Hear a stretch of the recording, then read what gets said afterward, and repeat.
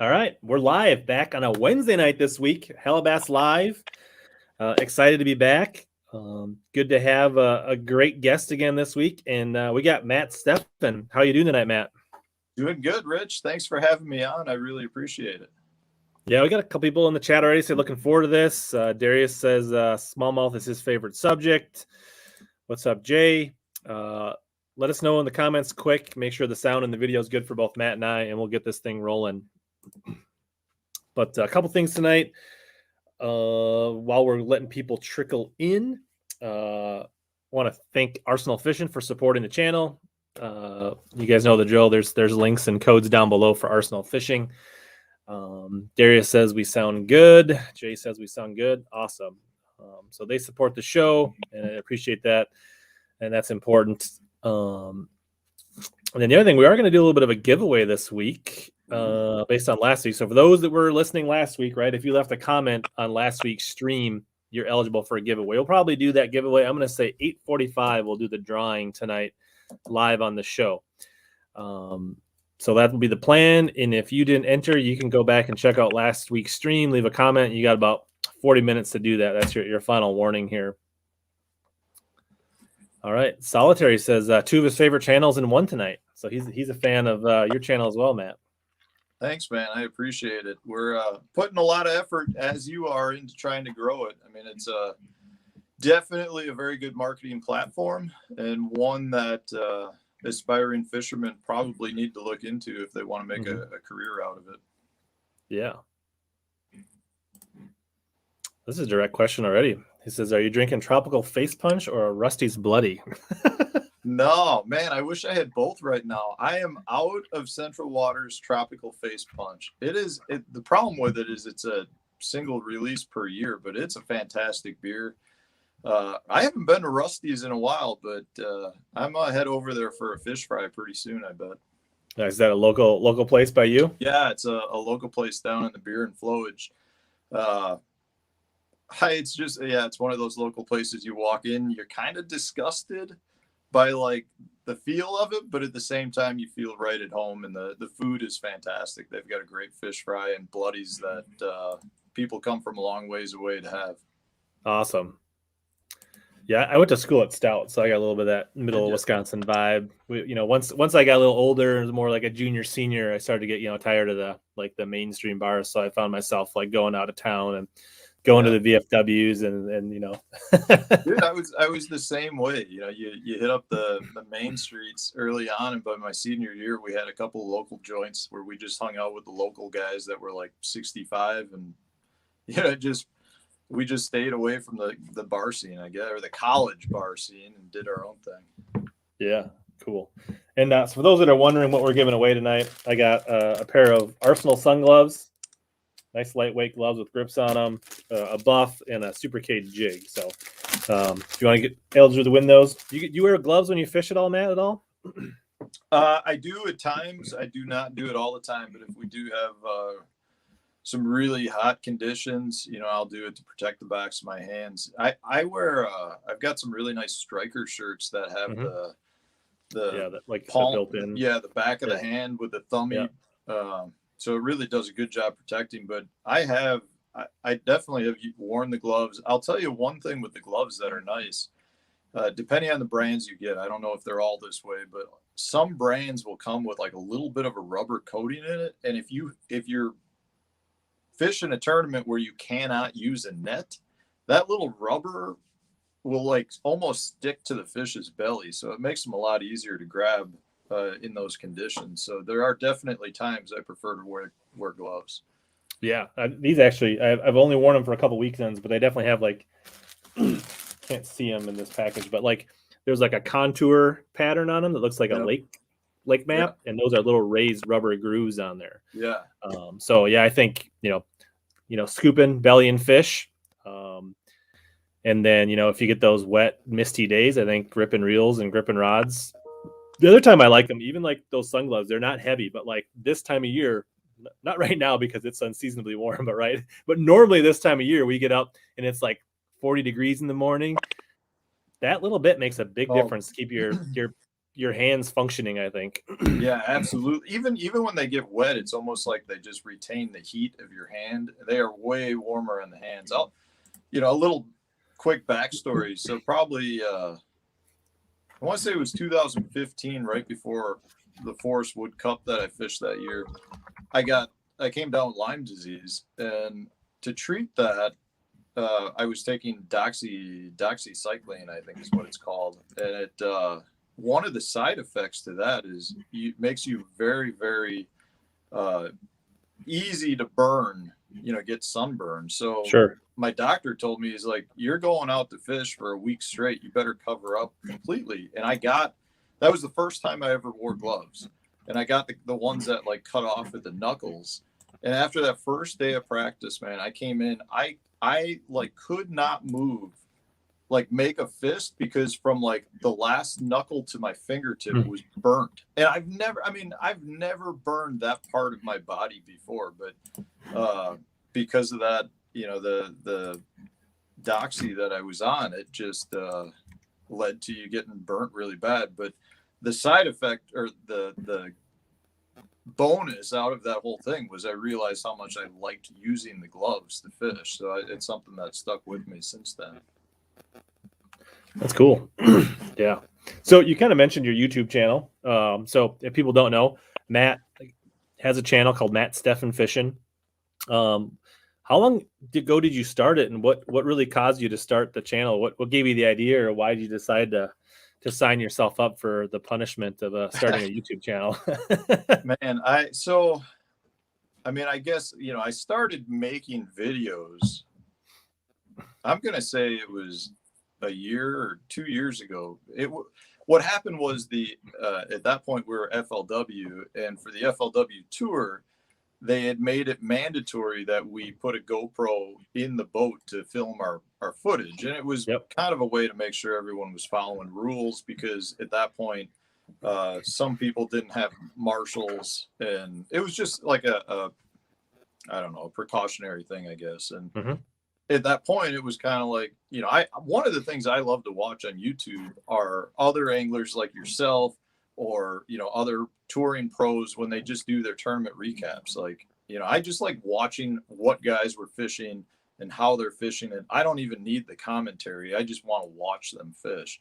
Right. And at that point, I'm like, you know what? I've got the footage now, because I have to record it all. So I might as well just kind of make some small tournament recaps.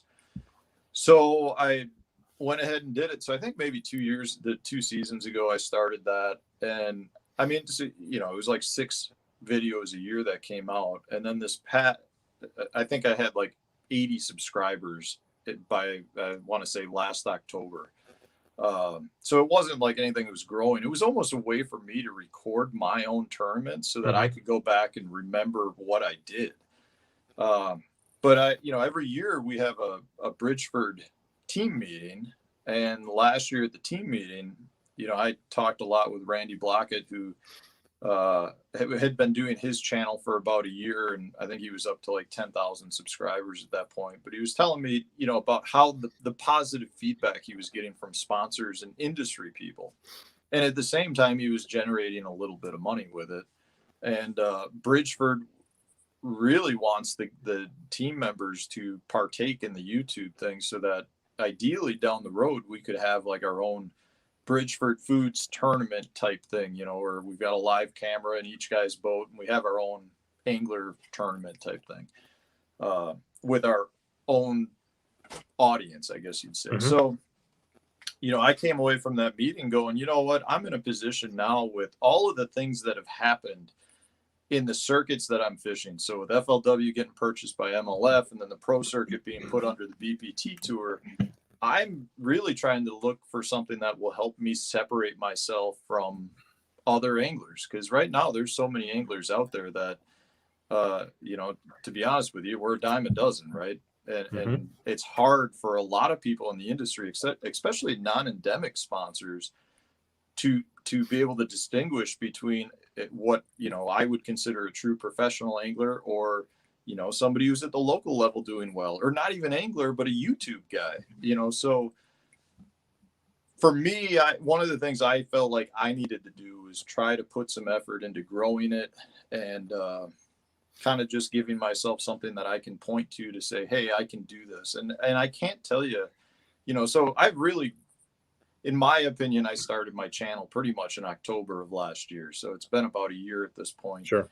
And I mean, I truly enjoy it. Like, I didn't think I would enjoy it as much as I do, but the feedback that I get from YouTube fans or subscribers or viewers is so much better than the feedback I've gotten from anything I've ever done on Facebook or Instagram or anything. It seems like for the most part, the feedback you get from YouTube viewers is positive, or they may critique you, but it's out of sincere, like, hey, I don't necessarily agree with you. Have you tried this? And it's really my channel. I try to have be a learning process for my viewers, but at the same time, I can't tell you, how much I've learned as well. I mean, there's a lot of feedback I've gotten that's helped me as a fisherman.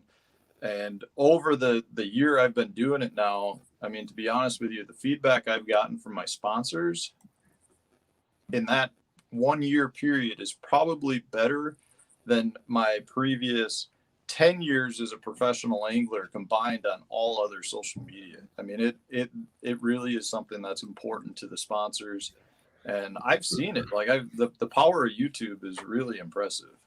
It is. It's cool. Speaking of power of YouTube, Sobe's here. He said he met you back when he was at Stevens Point, but if you want to talk about somebody that can edit some videos, Sobe is the man. So I love his stuff. I've seen you guys fish the Tourney Tuesdays together. I tell you, I watch all the tournament stuff, and I love Tourney Tuesday, and it excites me how much you guys, I know I think you fished one with him this year, Tourney Tuesday. But like, it's so exciting that it makes me excited to get out and fish my little Tuesday nighter or Wednesday nighters around here. It's fun to watch that stuff. Yeah, I'm a big fan of his as well. Yeah, that's cool. It's funny because, like you said, like you got started in tournament videos, right? And which is kind of funny is, like, you've probably realized those are your videos that probably get the least amount of views. Even like, you're in the minority. Like, it takes a true, like, fishing junkie to watch somebody else fish. It's like the tips videos and kind of the question videos and like the other videos that seem to do a lot more better and grow your channel. But it's interesting. Yeah, I agree 100% with that. I mean, a lot. I still don't have a good grasp on which videos are going to do well and which ones aren't. I just put one out the other day that I thought was going to crush it, and it was one of my poor performing videos. And so I don't really still have a good grasp on which ones are going to do well and which ones aren't. But when it comes to the tournament videos, I do, like I said, I do those almost for myself, because it's like a record keeping, because I used to take really detailed notes after tournaments, and write down what I did and where I caught fish and how I caught them. And now it's like, I don't need to do that. I can just watch my video and I'll know what I was doing, where I was doing it. Yeah.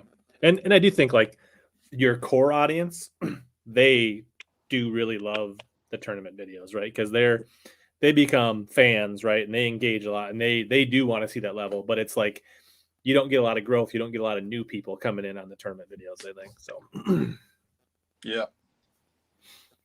But cool. Yeah. I mean, we could, some other time when we don't want to bore the kids, we could talk YouTube theory offline, and I could share some of my thoughts, but I'm all ate up. Like, a lot of I watch a fair amount of fishing content, but I also watch a lot of, like, how to create YouTube content and, like, that kind of stuff, which is interesting. But that's not why people came tonight. There's a couple questions about, like, what is the left or right toenail is best for replacing on square bills. That's the video I'm referring to. Like, I don't know if you saw it. I put a so last year's MLF title championship, the Old Forest Wood Cup on Sturgeon Bay. I hit something with the trolling motor when I had it on high. So the boat stopped and I went forward and I kicked my trolling motor pedal, which resulted in me getting a black toenail, which fell off like a couple months ago. So I used that toenail to replace a broken bill on a crankbait, and it worked wonderfully. Like, dude, I'm going to use that in a tournament so that one day when somebody does an interview of like the top 10 baits, I can show them my toenail square bill. But apparently it grossed out a lot of people, so it didn't do too hot. But I enjoyed doing it. Yeah, Will, it's called Matt Stefan Fishing is his channel. So yeah, appreciate it, Daniel. It's awesome. Yeah, I think tournament videos can be important. They serve a purpose. They just don't always get like the best immediate response. So I'm not saying they don't serve a purpose, that they're not important. It's just not. There's a lot of people that want that instant gratification. They want to see that new bait. They want to see that hot tip. They want that quick hitter where they can, like, those are the ones that seem to pop. But anyways, so I guess if you guys don't know, we didn't really talk, like, Matt, you're from Wisconsin. You've been fishing FLW / pro circuit now for what, like close to 10 years, give or take a little bit? This was my 11th year. Yeah. And started out pretty decent. But I was looking back at your records today, and like after your first like 3 years, you made like all but one, cup or championship, for like 8 years in a row, which is really awesome. You were very consistent, always finishing that top 40 in points, and had a few decent finishes at cups. So definitely, a guy that's had success, kind of like, better than average, had your moments. But like we talked about, now you're probably more known because that edge of the YouTube is it made you more of a household name than than tournament alone. Yeah, it's I've always considered myself one of the more well-known unknown anglers. Sure. And what I mean by that is, like, I feel like the anglers, that fish really respect me as an angler, but outside of the hardcore tournament fishing community, I really don't have much of a name for myself, which is one of the reasons why I kind of reverted to YouTube. And I've had a lot more success than I was expecting to have. I don't know what to expect out of it. It's all new to me as well, but it's really, really interesting to me when I go to tournaments, like really this year as a whole. I mean, every tournament I went to, I had multiple people coming up, and they're YouTube fans of mine. And sure, it's kind of a weird feeling, because I feel like I've been in the sport long enough I haven't won. You got to win in this sport, but yep. I've like you said, I mean, the last 8 years I've been top 41 in points, and I've qualified for 7, whatever you want to call them, Forest Wood Cups, title championships, our championship. And, I'm a full-time fisherman. I mean, I make my living doing this. So I feel like, am I successful as I want to be? No, but I'm doing it. Like, I'm living my dream, and that to me means something. So it's been a weird shocker for me this year to have as many people coming up to me because of YouTube, and not because of me as an angler. But what's really satisfying, though, is now I feel I've really felt the force of my YouTube fans support me now in my tournament. So it's almost like I thought it would have gone from, my tournament fans, or my support from tournaments would have gone to my YouTube channel, but it's actually worked the other way. It's the YouTube fans have come to the tournament side, and they've really, the support I've had has been amazing. And it's one of those things that, man, as an angler, I don't think people realize how important it is to have a good support crew behind you, whether that's immediate family, whether that's just really good friends, or just fans. I mean, when you get people that you don't know coming up going, Matt, I'm rooting for you at this one. It's really a very heartfelt feeling, but it's something that motivates us to continue to do well. So when you do have a bad day on the water, it's something that makes you want to get back up the next morning and go back out for another 15 hours. So it's really been a great experience. And one, like I said, I didn't have any goals when I started it. I still don't have any goals. Part of me is like, you know what? I may put all this effort into it, and next year there's going to be a new social media phenomenon that comes out, and YouTube, is gone in the wind. I mean, that can happen. So It could happen. I don't think so. Like I would bet my money on YouTube over network TV at this point. yeah, I would. I mean, we got Apple TV in our house, and we've got YouTube basically. I mean, I live out in the sticks. I've got a small antenna, and we get 3 local channels. So I mean, our YouTube is pretty much our TV at this point. Yeah, I live in the suburbs, and I still don't have cable there. So I don't know. Somebody said they thought they heard Bassiu or BTL talking about having you on. So yeah, I know. I've heard some rumors as well. I would absolutely love it if those guys reached out. That's a show I've been listening. Back when I was working in the corporate world, I got into some pretty good trouble by listening to BTL instead of doing my work. Nice. Hey, what's up, Gabe? Good to see you. Will said he subscribed and rung the bell for Matt. Awesome. So Thank you. just say make sure you watch some videos. Subs are not as important as go sample, hit some video. Watch 2 or 3 of them, see what you think. That's the most important thing. Hitting the subscribe. Now, if you hit notifications, that's really good. But hitting the sub button is really like hitting the like on a page on Facebook. It doesn't mean you're going to see their videos. YouTube's all about watch patterns and serving you content that you've watched before. So I always say go check out their channel, not just subscribe. So yeah. And I mean, I will be the first one to tell you they are not crazy cool editing videos. They are raw footage. Yeah. And I'm taking the approach that if I feel like the quality of the information is good enough, that I'm hoping it will let people get past the fact that the quality of the actual video itself is not anything super high tech. I mean, there's no explosions, no girls in bikinis. It's me telling you about a bait or a tip that I've got. Yeah, at least you're not driving around with your kids in your car, so that's good. Yeah, I've mentioned to Randy. I don't think that's a good idea. My wife always lets me know I got to yell at him. Yeah, I hear that a lot. But yeah, I like the direction of your channel and what you're doing, and it's good stuff. You talked about the Bridgeford team. I don't see Jim Moyna firing up the GoPros and doing a bunch of videos anytime soon, but we'll see.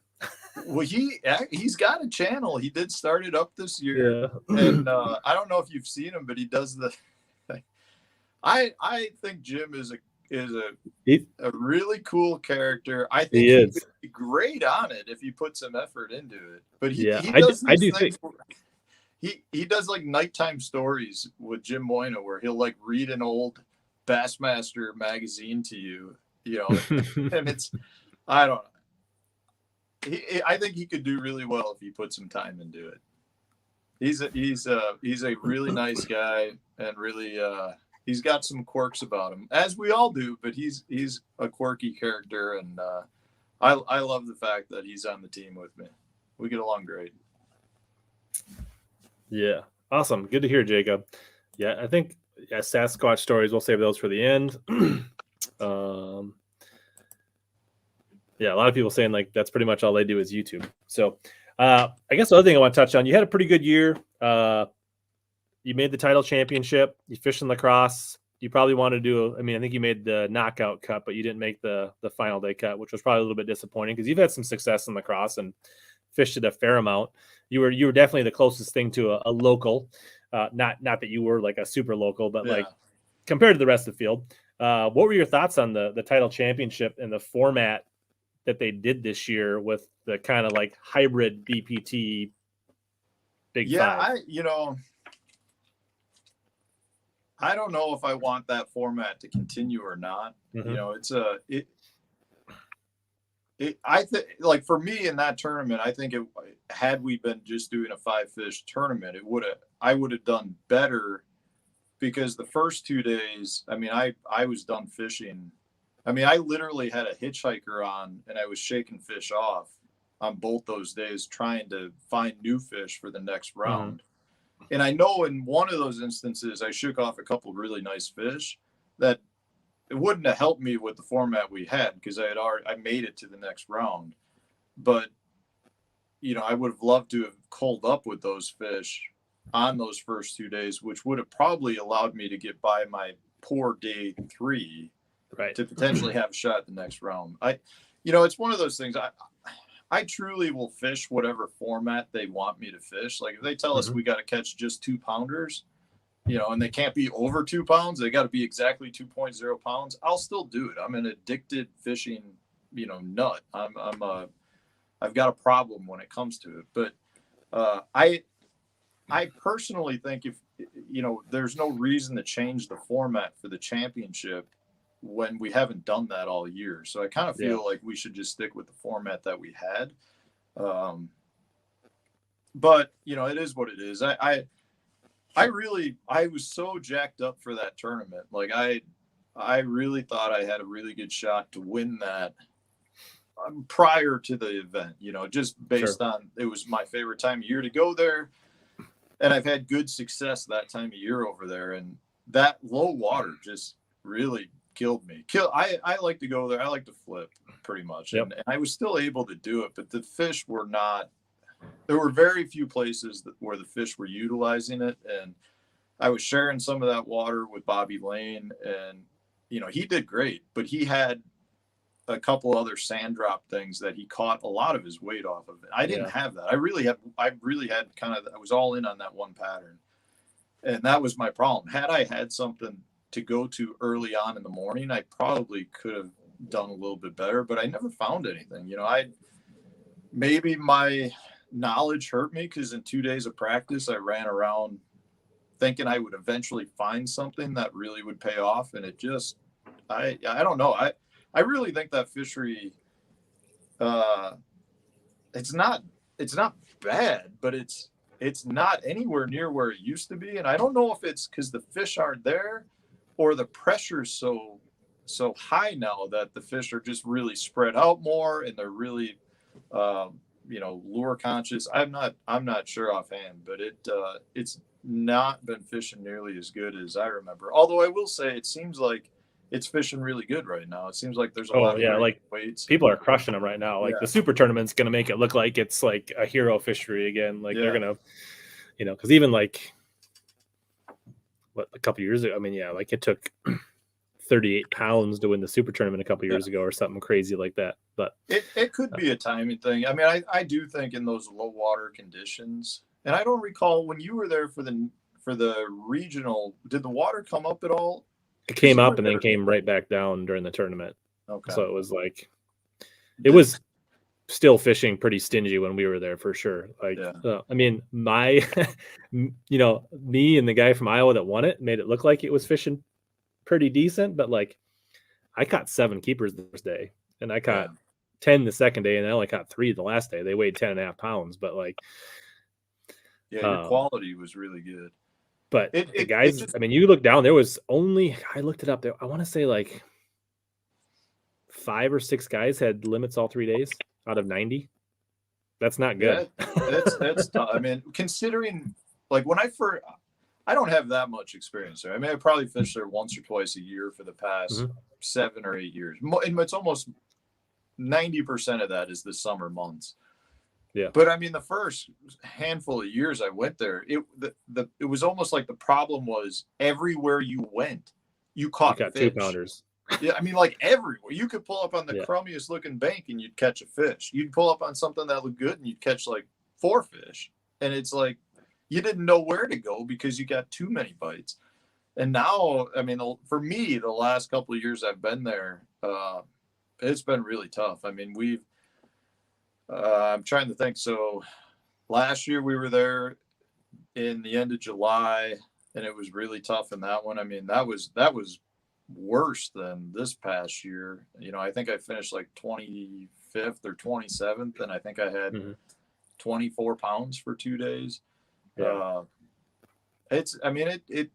at least from the tournaments that I've fished, the pro circuit events, the last 3 ones when we've been there, the fishing is definitely, we've hit it really bad times. In 15, I think it was, when we were there. We were there in May, but I mean, we got like 8 inches of rain while we were there. That was one I thought I was gonna really have a shot at winning. I was leading day one, and the river came up like 3 feet, and I was fishing spawn and smallies, and it just got super muddy, and it just everything changed. I mean, I had a lot of fish still going into day two that when that water came up and got muddy, it was like they just left. I mean, I would have bet money that they would have stayed there, but a lot of them took off. I mean, it came up like 3 feet, got super muddy, and it was like highs in like the upper 40s. It was some of the most brutal days of fishing that I've had, which is crazy considering I love to fish like when it's snowing out. I mean, it just was a really tough tournament. But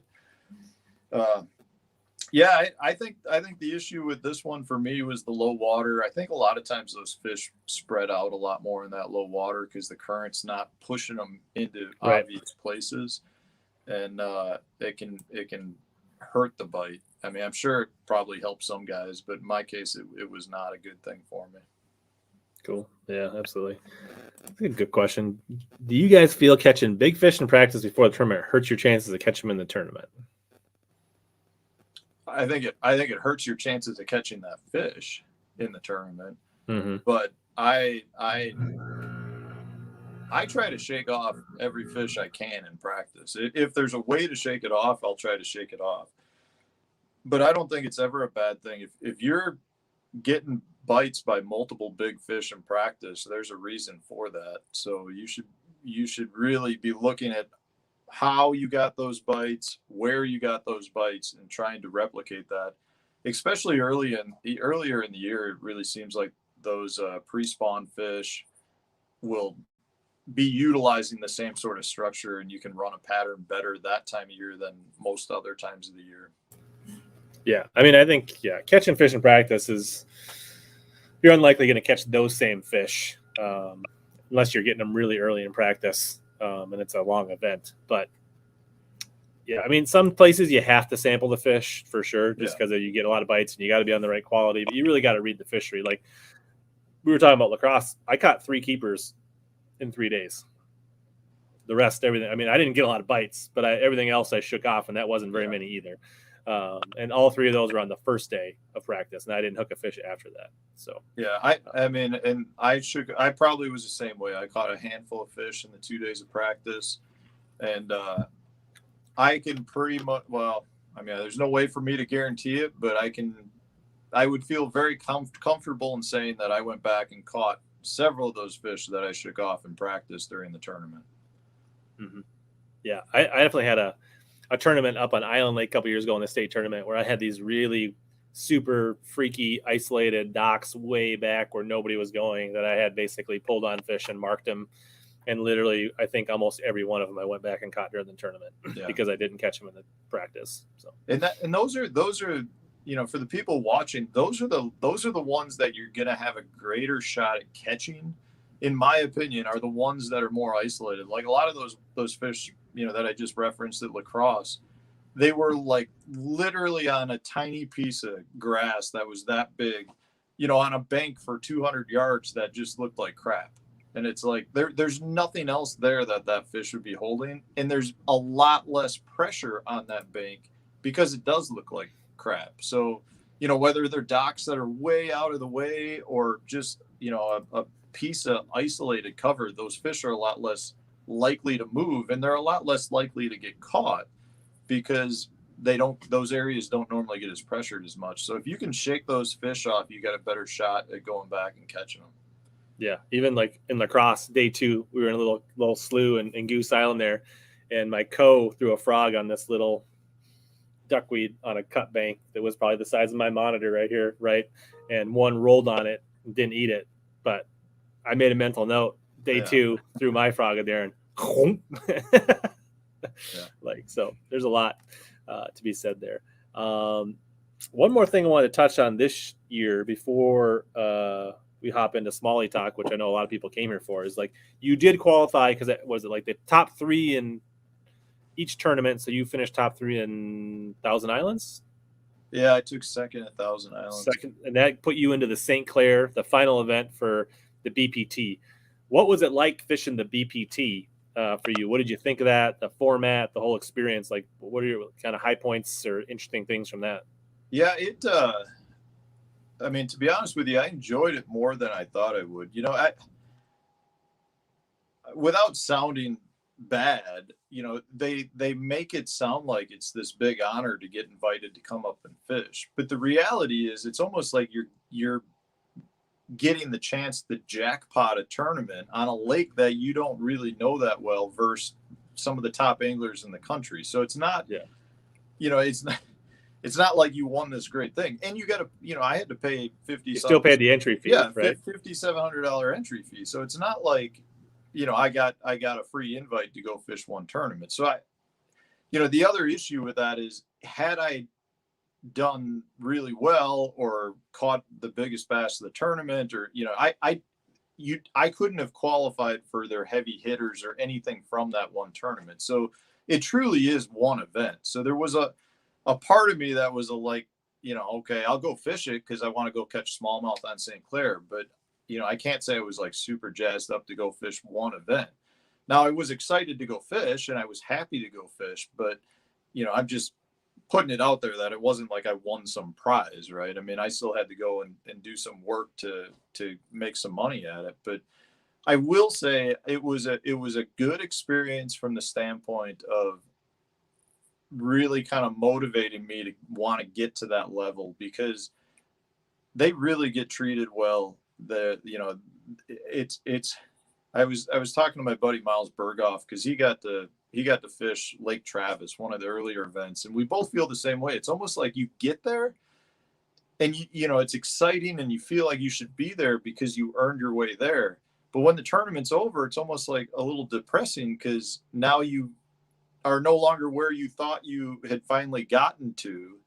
And it's like, you don't know if you're going to get back there, because it's not an easy thing to do. So, there was kind of mixed emotions afterwards, but I was able to go and cash a check and, come back with some money, which is always a nice thing.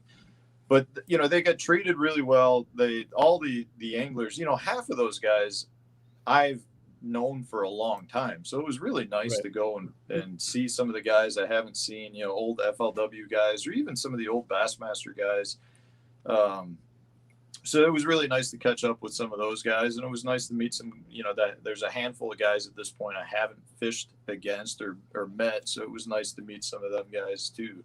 But I really do think, I know there's a lot of mixed emotions about the BPT and MLF, and I really do feel like they've got something there. Like, I think it's going to take some time for the fan base to, really fall in line with it. And I think it's going to take some time for them to figure out exactly what format is the format that works the best.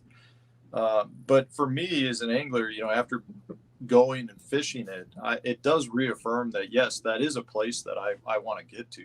I want to either be there, or I want to be in the elite. So that's what I'm fishing to get to, one of those two places, because for me, that's where I feel like I need to be.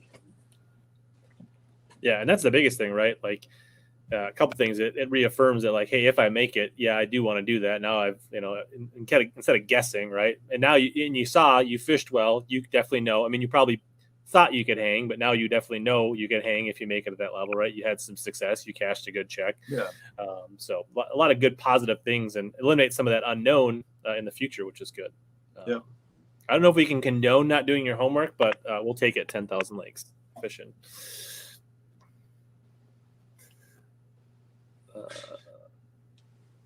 But cool.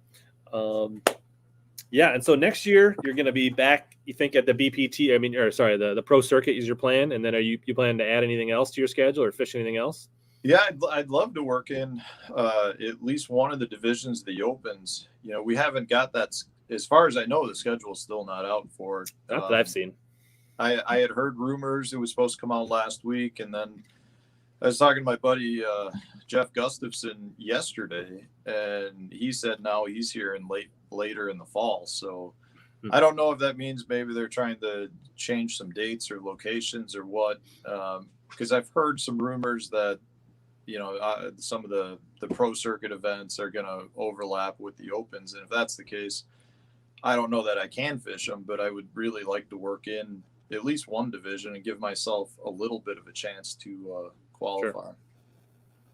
Yeah, that'd be cool. Yeah, I hate to see I hate to see the organizations working against each other. Like like it seems, and I'm not pointing fingers, but it seems petty to try to like keep the anglers, right. The only people that lose are the anglers and the fans. Like that's, Yeah. I don't know, but that's Yeah, another podcast.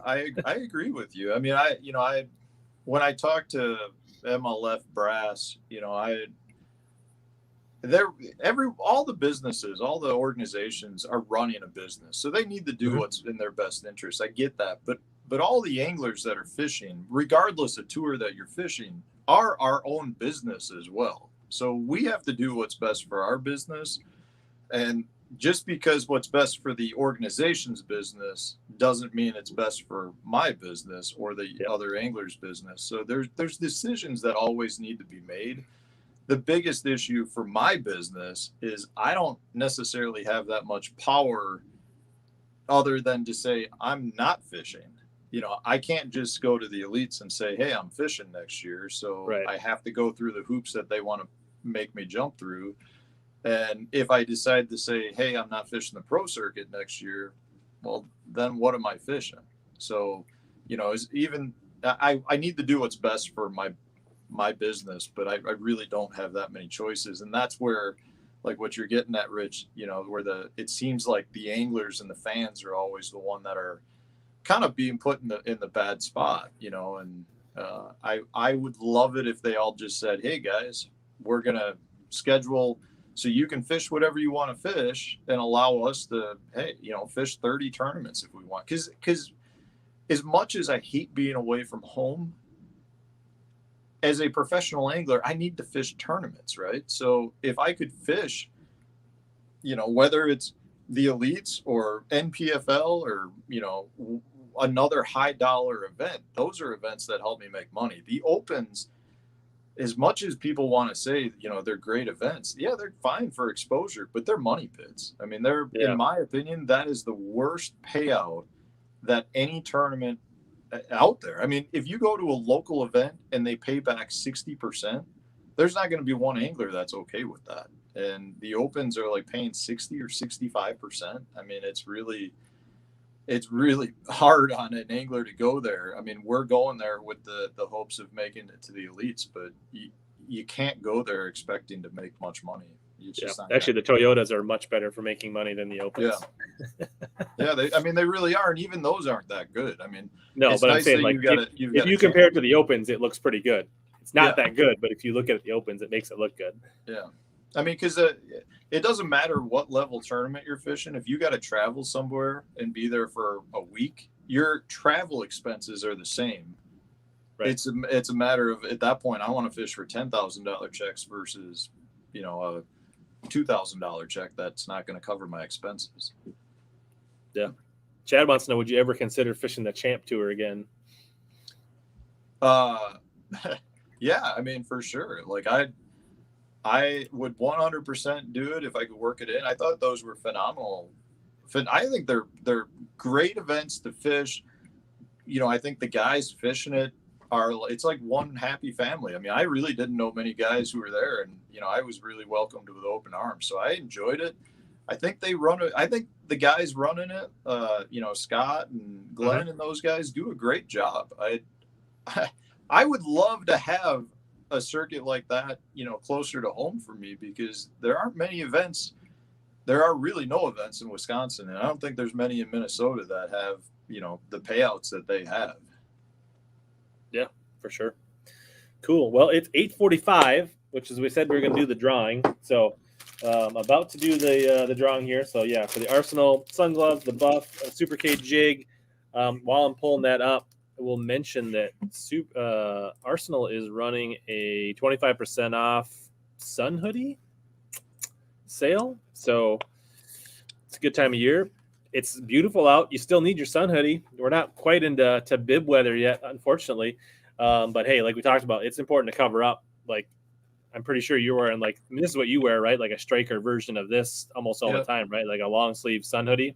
So, I mean, like, I don't think any of us really like sunscreen, so I encourage people to protect themselves out in the water and take care of yourself. And this is the type of clothing that I think everybody that fishes a ton recommends. So It's also really amazing when you have good clothing like that, that not only is it great for protecting you from sun, it's actually cooler to wear that than to wear like a cotton t-shirt. I mean, Yep. it really is amazing when you put something on like that and you're like, God, this feels like I'll probably be hot if I got my hood up and long sleeves, but they really are like cooling clothing. And the long-term fatigue at the end of the day is less. I truly believe that. Oh yeah, 100%. Like it still blows me away. Like before buffs came out and the sun shirts, like you'd go out, you'd fish in a t-shirt all day, you get off the water, and you just felt like, for me, I always felt like my face was leather and like, you know, you're burning and hot and you just feel like you're cashed for the day. Yeah. And I'll never forget like the first time I wore a sun shirt and a buff, and I got off and I'm like, God, I don't even feel like I've been in the sun all day. I mean, I 100% agree with you. It's, you have way more energy coming off the water if you protected yourself from the sun all day. Yeah. All right. Well, let's do this drawing thing. So I got the comment or the YouTube plugged in here. This is all set up, so this will be legit. It says it looks like there was 28 entrants. All right. And where am I missing here? Why is it not? I feel like here, this one, there it is. All right, looks like Daryl Wilson, you are the winner. All right, so I don't know if I've seen Daryl in tonight, but shoot me a note on Instagram or Facebook or somewhere and get a hold of me, and we'll get this mailed out. So congratulations, Daryl.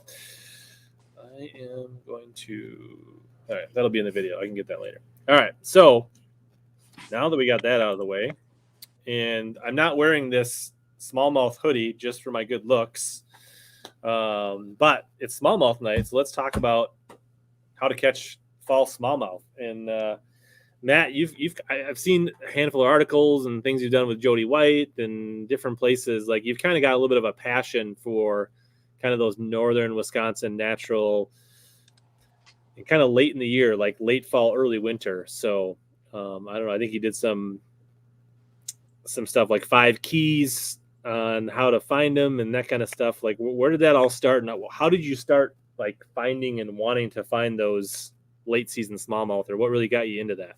Yeah, man, so my old team partner, Jason Correo, he, I don't even remember exactly what happened. He's like, hey, well, I mean, it was 2 guys, Jason Correo and Sean Krasitsky, who were team partners of mine when I was fishing team events. And one of them got a lead on a lake and they're like, let's go check it out. And I just remember it was like an eye-opening experience. I mean, we went up there and had like our best 5 were like 27, 28 pounds. And it was just an eye-opening experience. Like I was like, I didn't realize that we had lakes like that. This is back like college time. I mean, so we're talking almost 20 years ago at this point. And one of the things that I love about, well, there's several things that I love about fishing late fall. I mean, the first is you've really got a true chance at catching a giant. I mean, in Wisconsin, up until this year, we weren't allowed to fish until opening weekend. So now you've got the opportunity to catch true pre-spawn giants as well. But before this year, it was pretty much like your best shot was late fall. And in that time of year, very few guys are on the water because everyone's out in the woods hunting, and you kind of had the lakes to yourself, which was really nice. But one of the best things about it is when you find a place they're at, they are almost there every year. So, you know, you spend a lot of time trying to locate these fish. You know, it's not as simple as you can just go out and graph them and find them, because for the most part, they're like stuck on the bottom, to the point where a lot of the fish you catch, they've got clay and mud stuck to their belly because they're just sitting there. But when you find them, they're grouped up and they can be big, and they can be, relatively easily caught. But you find maybe one or two spots every day you go, whether it's a lake you've been to or a new lake. But after doing that for years, you get these milk runs of spots. So, I can go and hit a handful of lakes and hit 4 or 5 different spots on each lake and feel like I'm hitting prime spots. And you go and you catch, it'll turn, like, that time of year is not normally a really good numbers time, but it becomes a good numbers time as well as quality time, because you have a bunch of spots that they utilize year after year after year. So it's something that you got to put a lot of effort into, but when it pays off great. I mean, it's really something at this point. Like, a good day is right around 29 or 30 pounds for top 5, and a bad day is like 24. I mean, so you're really going after good fish, and it's a blast. I mean, it's really a fun time. So part of it is like, do you think finding the lakes that have the quality of fish, is that part of the equation, or Yeah, do you really think that's the number one equation? There's a lot of lakes out there that we all know about, right? Whether there's events there that you just see the weights in those tournaments. But there's a lot of lakes in Wisconsin and Minnesota that just don't get the pressure. The lakes don't have to be big. A lot of these lakes are a few hundred acres, and because of that, they're just really they don't ever have the tournaments on them, so you don't hear much about it. And the guys that know about it usually keep those lakes quiet. So the first thing you do is figure out how you find those lakes. And in my opinion, the biggest thing you can do is try to find the forage base. You're looking for a lake that's got Cisco. In our neck of the woods, you're looking for Cisco. And if it's got rusty crayfish at the same time, you're really looking in the right area. Generally speaking, these are deep lakes, that have a lot. I would say the majority of the lake is deeper. So what happens? The reason for that is the biggest smallmouth in my mind are more nomadic because they're chasing those Cisco. So you want to find those lakes that have the good Cisco populations to grow those bigger fish. The problem is those fish are harder to catch because they're nomadic. So the thing there, though, is they grow the big ones. So if you're looking for the big fish, the lakes that have usually more deep water and the Cisco's is part of the key. So, you can do that. You can go online and get a lot of that information just from your DNR websites. A lot of times they'll give you creel samples as well. The creel samples I don't look at them nearly as much, because a lot of times those sample bases are really dependent on the type of sampling they did and the time of year that they did it. So, for example, if it was an electroshocking, chances are they didn't get a bunch of big smallmouth in electroshocking unless they did it maybe in May during the spawn, which they don't normally do. So you want to take that stuff with a grain of salt. But I will say, if they did sample fish that are, show some really good size, there probably is a much better quantity of those big fish than that sampling suggests. But if you saw a lake where they, say they found, or they netted or shocked or whatever 500 smallmouth, and the biggest one was 18 inches, that's probably a good indication of what the fishery is. But it doesn't mean that there are no big fish in that fishery. And generally these lakes that are really good don't have super high numbers. Mm-hmm.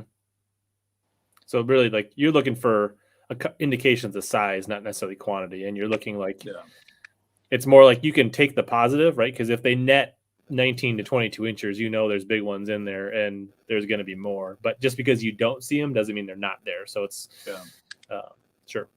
Yeah, another good thing too, a good indicator a lot of times is if you do get there in the spring and it's a lake that does get, it has a lot of fish on beds, and the average size male is really good. A lot of times that means the females are good average size as well, and they're generally bigger than the males. So, if you're catching 18 to 20-inch males off the bed, there's probably some big females in there. Cool. Before we get too far, I have a couple questions. Somebody want to know, how close are you to Partyville, Wisconsin? I'm gonna say an hour and 15 minutes. Nice. Hour and a half. I had a buddy from Stout that was in Partyville, but you ever fish Lanier?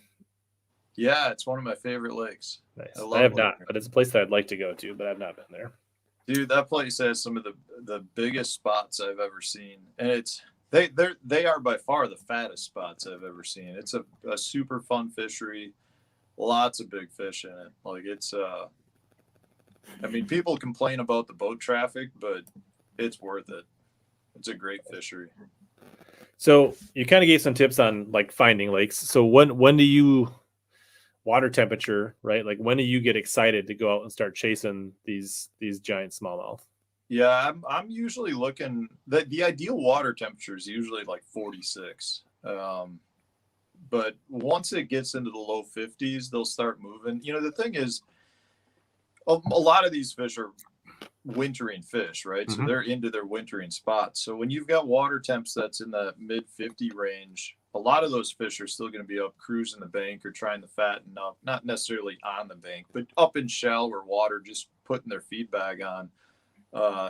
So once that water gets to that 50 degree or lower, that's when those fish really will start moving out into those wintering spots.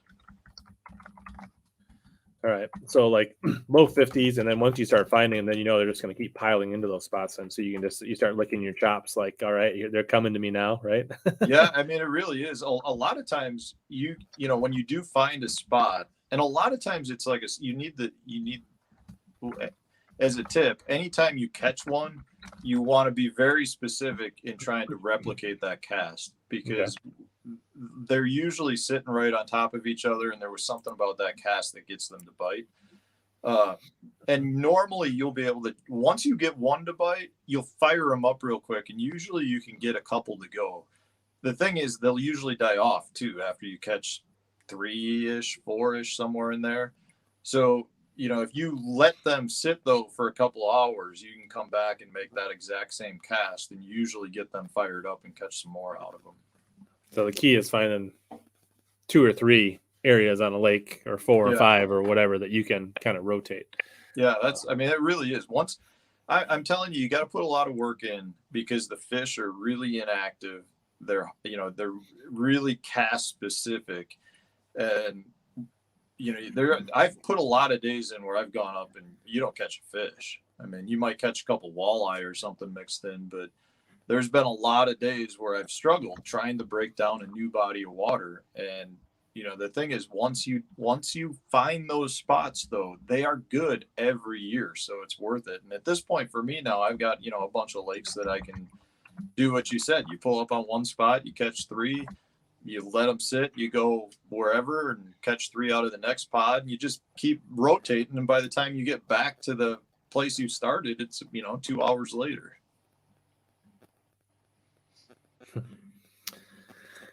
So what kind of depth ranges are we typically talking about here? That's really dependent on the body of water. Generally, I'm in that 30 to 50 foot range. Okay. 50 is getting on the deep end, but I do have some lakes where I get them down to 55. But usually that 30 to 35 foot range is the key. It's really dependent though on the lake itself, and a lot of that I think is based more on watercolor and water clarity. This is just my opinion. It may just have more to do with the way the lake sets up, but generally the darker the water, the shallower they're going to be. So in a more stained body of water, like a tannic stained lake that we have up here in the North Country, deep could be that 15 to 18 foot range. But if you're on a body of water that's got 15 foot visibility, you're probably going to be looking more in that 40 foot range. Okay. And then you said, obviously, Cisco and some of those roaming bait fish, and then rusty crayfish. But what are these fish keying on this time of year? I mean, a lot of them are chasing those Cisco because that's what'll Still. happen. Those Cisco will spawn. They spawn in the fall, Mm-hmm. and those fish will feed on them, and then they'll go down. Once they've, I truly think a lot of those fish, once they've fed up for the fall and get to their wintering spots, I don't think they're eating much at all winter. Mm-hmm. Um, I will tell you, in a lot of the spots where I've caught them, you'll find, that there'll be, uh, like lots of debris, like old tree debris, where it's not uncommon at all for me to like pull up an old branch that's, that thick, but it's hollowed out, and it'll be solid crayfish all the way up the inside of those logs or little limbs. So it wouldn't surprise me at all if those fish are somehow eating some of those crayfish out of there. But I really think that once they're in those wintering spots, the only thing that really is going to trigger them is if they get some Cisco or bait fish that swim by, maybe a perch school, something like that. But I think they're really pretty lethargic. Yeah, because I think once the water temps hit the temps that you're targeting, my understanding is that most of the crayfish are starting to burrow at that point and hibernate. That's always what I've assumed, is they're just hibernating in those limbs, until the following year. Because I mean, they're just like stones. I mean, you could take the limb and shake them out, and they don't even they don't do anything. I mean, they don't really even unwind. They're just in a ball, and I think they're kind of just doing their hibernating thing. But I don't know if they do that. I've always heard that they kind of burrow into the mud, so I don't know if that works or not. I'm not super fluent on crayfish talk, I guess. Solitary Refinement says he wants to see a Cisco in your bait series. So I've got some stuff coming. Believe me, this fall I plan on having some stuff coming out. Nice.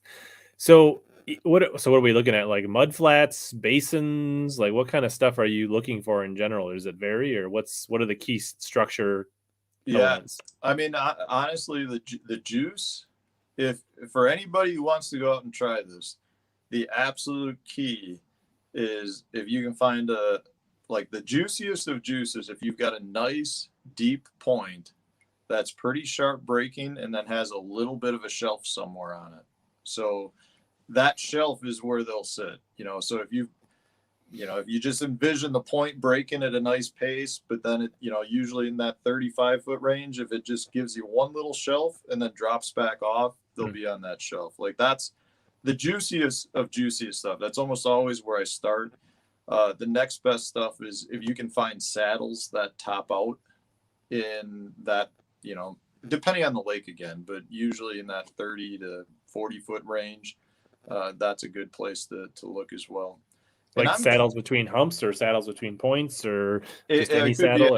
It could be anything. It could be, a saddle between two submerged islands, a saddle off a point to a submerged island, just something where you've got, your two high spots with a saddle that connects them. Usually they'll be sitting down in that saddle off those two high spots. Generally I'm looking for a hard bottom, but it's not big rock. I'd rather have like an isolated rock here or, spread around a little bit versus solid rock. It's very rarely solid rock for me. It's generally more almost, like gravel with a scattered big rock. And, if you can find some clay is generally pretty good too. Not most, but a good number of the best spots I have, you'll bring your bait up and the bait will have some clay on it. I mean, so, and a lot of the fish you bring up have clay on their belly too. So there's something to it. I don't know if the fish like sitting on it because it's a little warmer, or maybe that's where, it has something to do with their forage base, but it helps. Nice. All right. So we kind of talked about, so what is, I guess, on the lower end, like how, like to ice up to like 34 degrees, like how do you chase them, and how cold is too cold? Right. There is no too cold. It does get tougher. I mean, once you hit like 40 or 41, it really does get tougher. but those fish are there. I'm not a big ice fisherman, and I've never gone and set up over these fish through the ice, but my assumption is that those fish are there until they leave it to move up to, get into a pre-spawn phase. And I will add, when you're catching fish from that deep, it's don't put them in your live well. Just take a quick picture and let them go back down. I'm not a huge fan of throwing fish in a live well if you don't need to. And in this case, a lot of these fish, when they're coming out of that deep of water, they, definitely have some full air bladders. And I would recommend guys to just take a picture, let them go. Right. And do you work them a little slower, like ease them up, or does that not matter? Or? Yeah, the fish they're pretty lethargic in terms of fighting. They don't come up and jump. I use, for the most part, real light line with everything, and take my time bringing them up and let them go. Unhook them. If I want a picture, I'll take a quick picture and let them go right away. So I guess we should probably talk about techniques. Like, what kind of lures are you using to probe these? You're talking about finesse, light line, but I'm guessing your guppy head probably comes into play for this a little bit. Yeah, it's the hardest part is finding them. Once you find them, you can catch them on various things. Traditional finesse smallmouth stuff is great. Drop shots are really good. Swim baits, the guppy head with a small swim bait is really good. Football jigs can be good if you like throwing jigs. Ned rigs. Really your traditional smallmouth stuff works really well. I do. I like to work in a hair. Well, I tie like marabou hair jigs, but I use them on a drop shot, and that works really well. I'm a big fan of throwing some metal at them, whether it's spoons or blade baits. That's a real popular technique with me as well. What when you're looking for them, what's your go-to? I would feel like a blade bait would be a good search bait as far as like getting some response, because you can get it down there, you can kind of work it. It's a good cold water. I don't know if you can you see what those are? It's a little small, but it's a whole wall of old silver buddies. That's my go-to. Sure. There we go. Sorry, that is all old silver buddies. Nice. That is probably my favorite bait to use for it, just because it is a really efficient way to fish that deep, and it gets bites, and it's a good locating bait. And at that point, then once I find them, I can mix in other things. But that's probably my favorite. I like the old ones because they're thinner sheet metal, and they seem to get better vibration. You change the hooks on those, or? Believe it or not, I don't. I will, but I don't really mind the original hooks that come on them. I do. They are brittle. They do break quite a bit, but I kind of like that, because when you're fishing that deep, you can get most of your baits back. You just end up breaking a hook off. Sure. But you're not like doing braid trebles and all that kind of crazy stuff for your. No, not really. Yeah. Keeping it simple. You still fishing those on spinning rods and straight floor or braided floor? Like, what kind of setups you like for blade baits? I'll throw that on usually bait casting gear with 10-pound test, but like a medium action, medium heavy, fast action tip, but not something that's super stiff. The one thing I'll say with it is, a lot of times, because they are lethargic, if you have a extra fast action tip, you're going to pull that bait away from them a lot of times. And I'll go straight 10-pound fluorocarbon on it, just for that same reason. I feel like with the braid, I just am pulling it away from the fish more than letting them get it. Sure. I'm sure braid would work fine, but that's just my preference. So when you fish a new lake or a spot that you're confident in, like, how long do you fish the silver buddy around before you move on? I'll have probably 5 or 6 different baits rigged, and I'll throw the buddy a good amount of the time. But if I'm not getting bit on it, I definitely won't have any issue changing it up. The biggest issue though is I could feel like I'm on a great lake. I could feel like I'm throwing the right baits. And just because I didn't get bit doesn't mean that the bait was wrong or the lakes were wrong. It just may mean I didn't find them or didn't make the right cast. I mean, there's several lakes that I went to 2 or 3 times, and I think, I may have caught one fish each time at that lake before really trying, like figuring out what I needed to be doing. And now they're some of my better lakes. But and just because you went to a lake for one day doesn't mean that they're not there if you didn't do well. So, I mean, so you go to a lake that you're like, gosh, I really feel like this is a promising lake. It didn't quite happen today. Do you refish some of that stuff? Are you looking for, more spots? Is it more like you keep changing locations and check a few spots? Like what's?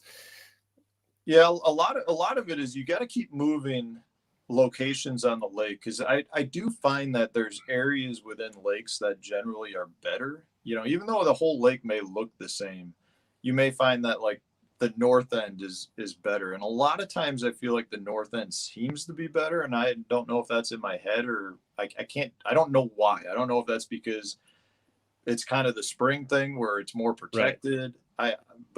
I like to fish the north ends, generally start there. But a lot of it just has to do with finding that range too. Once you find the depth that the fish use on that lake, it's usually pretty consistent throughout that lake that they're in 32 feet of water, or whatever it is. And you may go to a lake that's across the road and they're 10 feet shallower or deeper. It's just one of those things that you got to find that range that they're in. But when you do it, it seems like it's a really good depth throughout the entire, throughout the lake for your other spots on that lake. So really finding the first spot is huge. It's huge, right? Yeah. That's a huge part of it is once you find one spot, you can usually duplicate it, but it's so hard to find that first spot. And that's where I think a lot of people get frustrated with it. It's not like I can't stress this enough. It's not you go out there and just bash on them right away. It's you got to be willing to put your time in to find those spots and know that you have a good shot of striking out if you're going to a new lake. But the reward is so good. It makes it so worth it.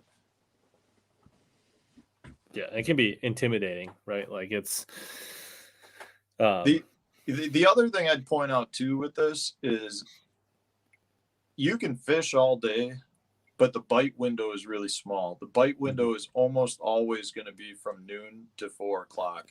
With your key window, like the key bite is almost always like 1 to 2 o'clock. Like that's the best time. And I'm sure that's just because that's when the sun is the highest and they're, potentially at their higher activity levels. But I can't tell you how many times I've gone to a lake, I'll get out on the water when the sun comes up and you won't get a bite until after lunch. And it just makes you go, did I waste my time? Did I fish places that had fish? And, do I need to come back and check a lot of this once, the sun is up higher? And you really do. Cause a lot of times, there's a lot of lakes that I've fished. You can go to the juice, make the right cast, and you cannot get them to bite, but you literally can feel the bait bumping into the fish, and like you can roll the fish over, and they're there. They just are so lethargic you can't get them to bite. And then you go back there at 2 o'clock and it's lights out. Crazy. So silver buddies, you got to wait, or it's like silver? Do you play with colors and sizes? Like what's this? The half ounce is the best all around size, but depending on depth, I'll go up to a 1 ounce and I'll drop down to a 3/8 ounce if I have to. Generally silver's the best. It used to be the brass color. They're really tough to find, but they almost get, if it's the older ones, they're really tarnished looking now. So they kind of have that tarnished brass look, and those are really good as well. I generally stay away from the painted ones. I've spent a lot of time fishing with the painted ones, but they don't seem to work as well. And I think part of that is they can be a little bit louder, which the fish don't necessarily want. And I don't think they vibrate quite as good because the paint makes them thicker, so they don't work as well. Interesting. That's cool. But once you have your, like, how much time now, like when because you're probably going to get ready to do some of this in the next couple, Yep. I mean, like water temp's got to drop here another 10 degrees, but how much, now that you've kind of put the work in, are you going back to your old favorite lakes versus hunting new lakes? So my routine is I usually go to new lakes. There's so many little lakes in northern Wisconsin, just like you guys have in Minnesota, that it's hard to hit them all. But I like to go to a new lake and start there and see if I can figure it out. And then if that doesn't pan out at all, I'll usually end the day on a lake that I know well, just to make the drive up worth it. Sure. Yeah. And that kind of work, I mean, starting that new lake, probably definitely keeps you fresh and sharp, right? Makes you work your skills and your tools that you need to be using out on the tour. You know what I mean? Like, you're always challenging you. Yeah, you're always excited to go to a new lake to try to figure it out. And sometimes those lakes just slap you in the face and you just don't get bit. And it's nice to have that fallback, but it's nice to be able to go to a new lake. And if you do figure something out there, it gives you another lake in the rotation to hit it at some point. Yeah. Cool. Yeah. It's always exciting to go to a lake until you're 3 hours in and you haven't had a bite. And it's like, yeah. Why didn't I just go to the hammer hole? That's a good portion of the trips. That's right around like noon. You're like, why did I go here? I should have picked a different lake. The other bummer with it too is it seems like a lot of times it's been so nice right now that, it feels like we're still a ways off, but you get a big front that moves through, weather-wise, you may only have like a week of prime time to get there before the lake freezes over. I mean, some of the front, you could be sitting at like 58-degree water temps, and all of a sudden you get a week straight of just crummy, super cold water, and it's all of a sudden you're froze up and you missed the bite. I feel like you're talking about last year. I mean, there's been a lot of years like that where, there's been a couple of years where, it actually froze over, and then all of a sudden it got warm again. But it was like, it doesn't matter at this point because it froze over and you can't get out there. And that's one of the other things. I like to chase. I like to stay in front of the ice. I'll go start way north, and I'll try to fish all the way up into December if I can down. I'll end up on Lake Geneva down by the border. That's cool. Nice. So I think, did you say you do some guiding, or is that something you do? Or yeah, I do. I do some. It's not a huge thing. I probably do 10 trips a year, something like that. I don't like to book many trips during my tournament season because so many things can change based on how you do, or if schedules get rearranged a lot, it seems like. So I usually try to book for the second half of the year. But the issue with that is then you start running into periods where I'm selling my boat and I don't have a boat. So I don't like to book that many trips for like, starting around now into the late fall, just because I don't know if I'm going to have a boat or not. And at the same time, I like to go chase these big smallmouth, and that if I'm guiding, that kind of prohibits that sometimes. Yeah. Hey, appreciate it. Solitary refinement, not needed, but always appreciated for the donation. That's awesome. Thank you, buddy. So what your guide trips, are they fish catching guide trips? Are they electronics? Are they learning? Like what type of trips do you like to do, or do you typically do? Yeah, I mean, I do a little bit of everything.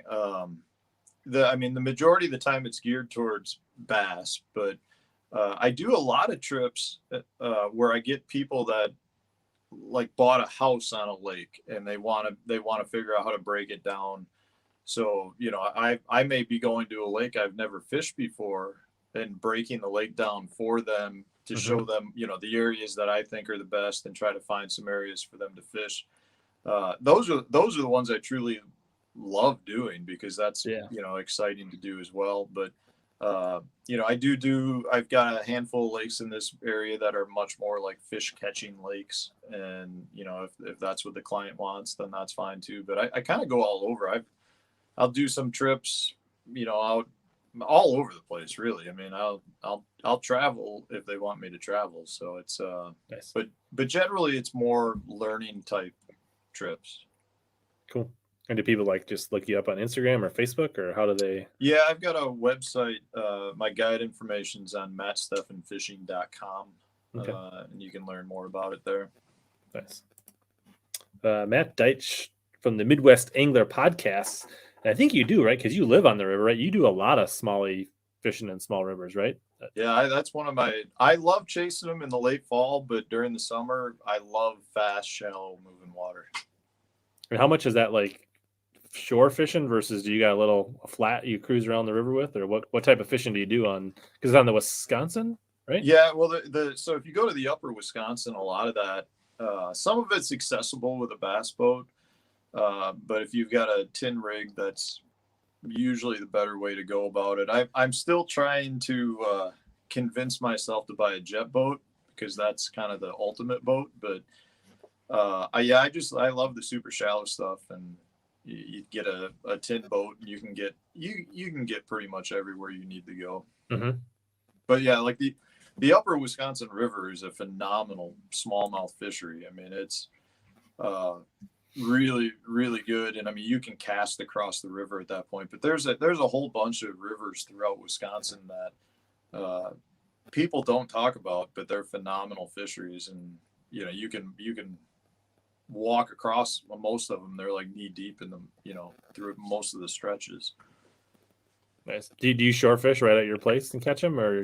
Yeah. We, so I've got two boys. I've got a 5-year-old and a 3-year-old. And they love to go down by the river. So yeah, we've got an area cleaned out, and we'll toss some night crawlers off the bank, and they'll walk around looking for clams, waiting for the rods to go off, and we'll catch.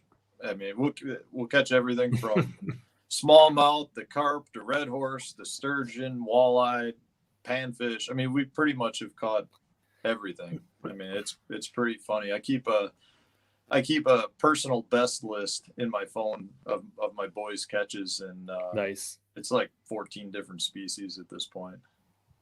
It's a pretty unbelievable fishery. I mean, we've had days. We had one weekend where we fished for a total of 12 hours. We had some friends here, and we had it was 43 sturgeon, and wow. Then we had, like, you know, probably another 30 random smallmouth and walleye and carp. I mean, it was not, we couldn't even keep more than like 3 lines out the whole time. It can be really a blast. Yes. Bass Assassin. Yes. I keep it hidden under my beard though. So, but yeah, if you watch my tourney vids, that's usually when you see my emotion. When I boat flip like a 4-pounder on a frog, that's usually when my emotion comes out. Yeah, Matt Deitch, he's got a podcast. He lives, I forget exactly where he lives, but kind of down towards Iowa, Wisconsin area. And he's caught 103 fish, or days caught a bass, 103, and almost all of them have been from shore, other than his one trip up by Alexandria. And so it's a good run. What's he do when it ices over? Does he go south? So I think he'll probably give up once it ices up. Like, I think there'll be a point this fall when it gets too cold, and he'll probably hang it up. But that's a good run though. 103 days, man. That's good. I know I heard somebody was talking about Charlie Hartley is like on a, like, not bass, but caught a fish like 500 days in a row or something like I'm like, at some point you got to take a day off, don't you? Yeah, I don't know. Like, he's nutty. Like, wow. Northwest Iowa. Yeah. Matt, best area to catch smallies on Turtle or Lake Owen? What was the question? Best area to catch smallies on Turtle or Lake Owen? Oh man, turtle. I assume he's talking turtle flambeau. I would say on both those, stay on the main lake portions. If he's talking the turtle, I would fish. I mean, not necessarily this time of year, but main lake cabbage and grass with top waters. There's some big ones in there. I don't have a ton of history on Owen. It's a lake I'd like to fish more of. Cool. Did you just catch your PB smallie on St. Clair or Thousand Islands or No, pretty close to it? Or I weighed big bass to the tournament. It was a 6'8". I've got three smallmouth that are all exactly 7'4", and how many of them were from Sturgeon Bay? 3? Two from Sturgeon Bay, One was Kentucky Lake. Nice. And then I've got a pretty good number of other fish that are right around 7 pounds. That nice. Some Sturgeon Bay, most of them are northern Wisconsin. Very cool. And back to the late fall. Yeah. That's how you get to 5 for 30 is by having some high 6s in the bag. Yeah. I'm getting jazzed up to go do it. We need some cooler temps though.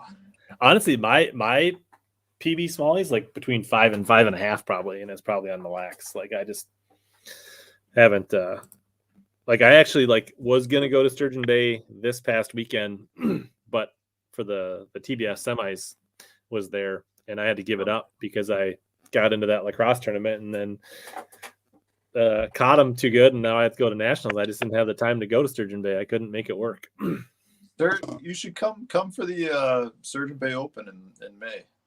Yeah, I mean, it's definitely on my list of things to do. I just haven't made it a priority. Like whether it's to fish the actual tournament or just head out there, like that's something I feel like I got to do. So yeah, I got a guy that I know that become friends with. He was out there for this one. I was like, hey, maybe we should go fish the spring tournament. He's got a 21-foot Vexus, so he's got the vessel for it. So it's an impressive fishery. I mean, in May it's unbelievable when you can pull into an area that's got 6 other boats and you all catch 100 fish sitting right in the same spot. Sure. You know, it gets this time of year it'll start getting good again, but during the summer they spread out a lot where it's not as good by any means. But in the spring period, man, they group up like I've never seen before. Yeah, that's a tough one on length for a smallie because like I've caught river smallies that were over 20 inches that didn't weigh 3.5 pounds. Yeah. And at the same time, I've caught them on the lax. They've been fat. That could weigh 5.5 pounds. So it's really tough without perspective of how fat it was. So it's still I'd take 5 19.25 every tournament I fish. Yeah, it's still a beautiful fish. Like there's no shame in that game, regardless of how much it weighed. I imagine that your 7.4 in Kentucky looked way different than the 7.4s you caught on sturgeon. I mean, it was a super big, deep-bellied fish, but the smallmouth down south have such a different coloring to me. They're very white, kind of. I don't know how to describe it. They just look different. The thing with that fish that's amazing is I was down there with my buddy Jason Correo, and then this was a spring break trip during college, and my dad actually came with us, and we took my dad's 16-foot sea nymph, and we hit one pod there throwing some. That was when the Rogue jerkbait was the big deal, and my dad lost one that was way bigger than the 7.25 I caught. I mean, it was like 5 casts later. It got caught. There was no doubt in my mind it was over 8 pounds.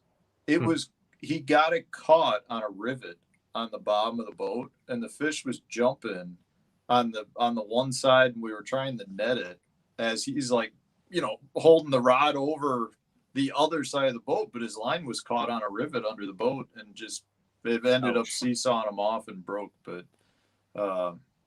that fish was way bigger than the one I had.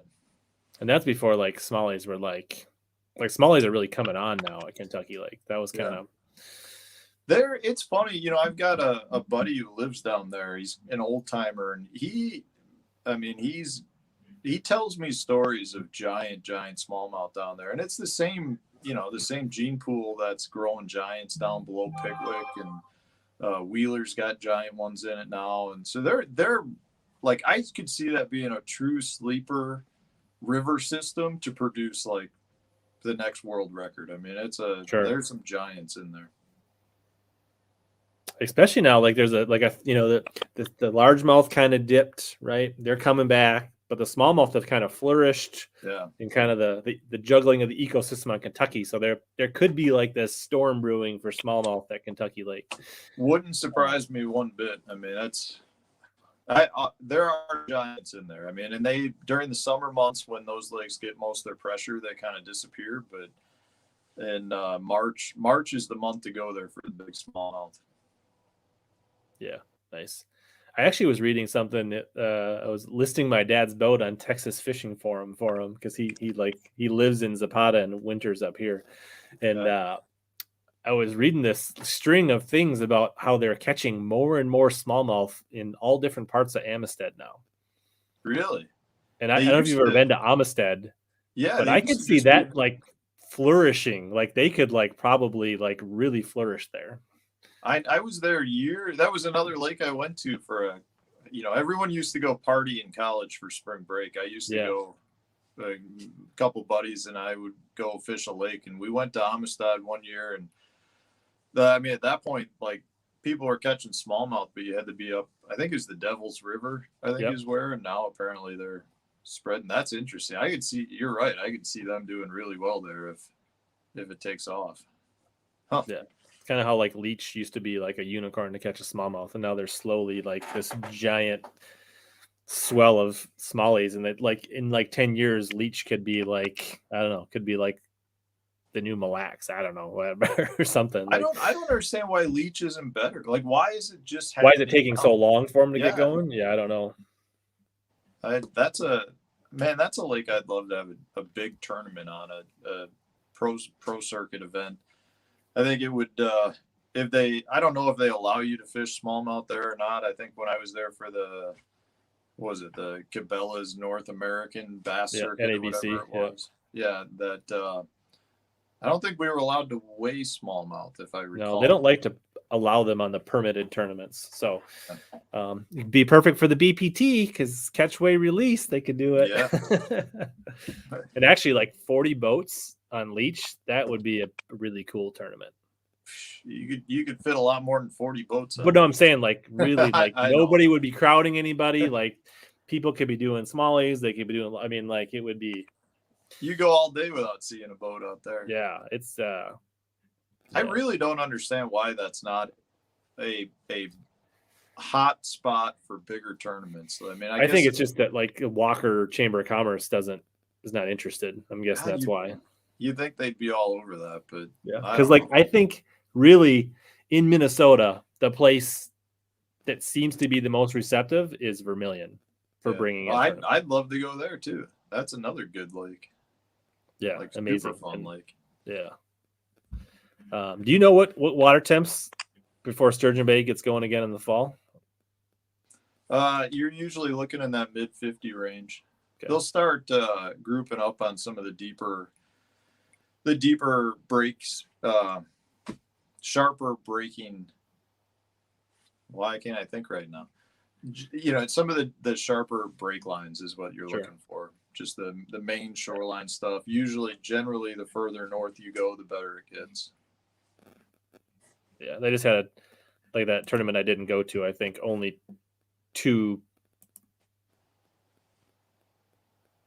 guys weighed 10 fish in 2 days.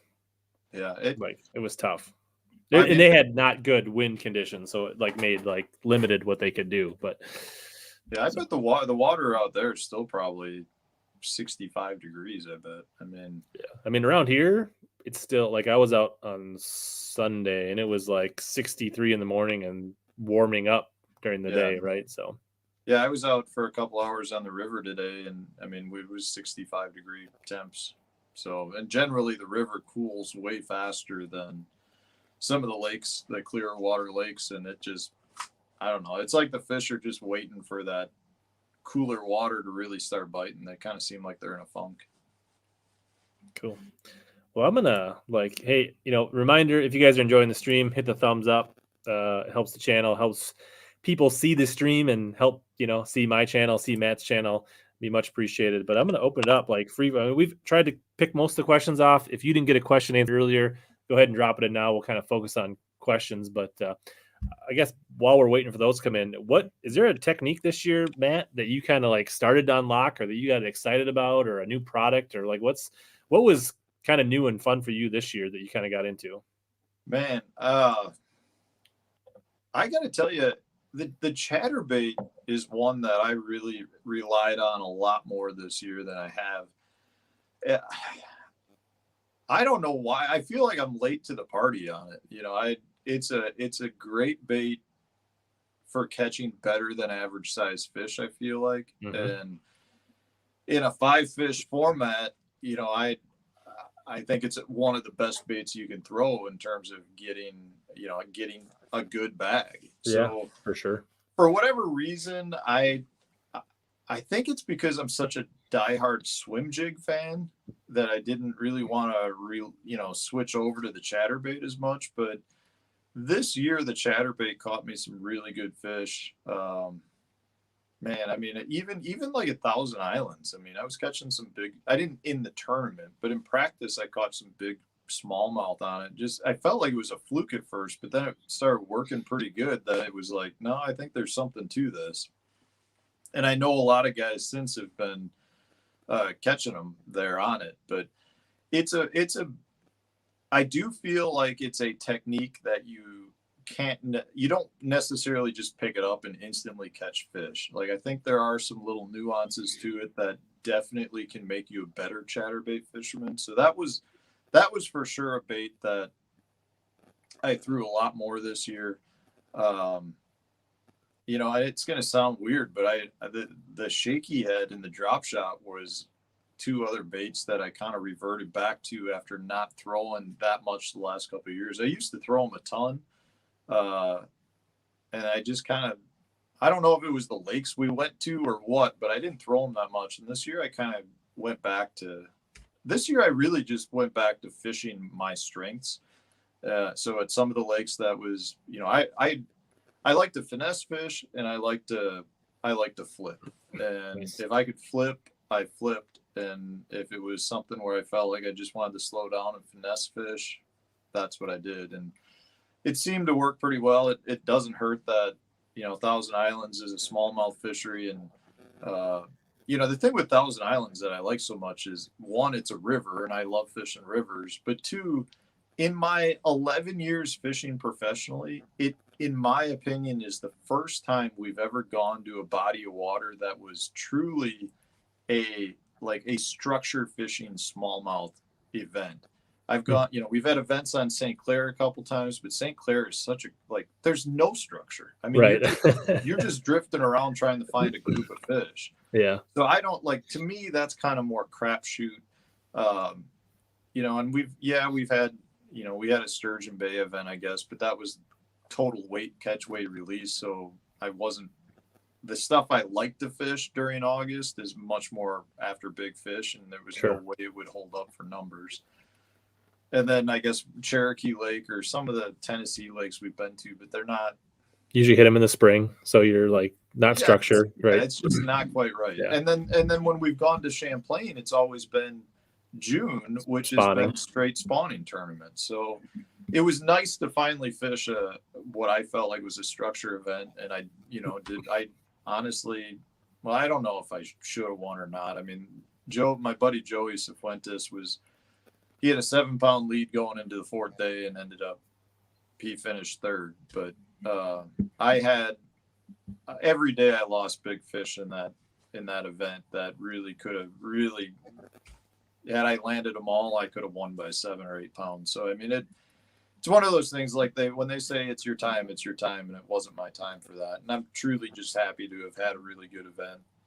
And that event got me qualified to go fish the BPT, and it got me qualified to go fish, that locked me inside the championships and lacrosse. So it was a good event. But yeah, can't complain. I really did revert back to drop shots and shaky heads this year as well. And I flipped a jig a lot, which I haven't done that much in years past. Gotta love a good jig bite. Dude, it's another bait. If you put it in your hand all day, if you can get the bites on it, you're gonna probably get a couple of good bites mixed in.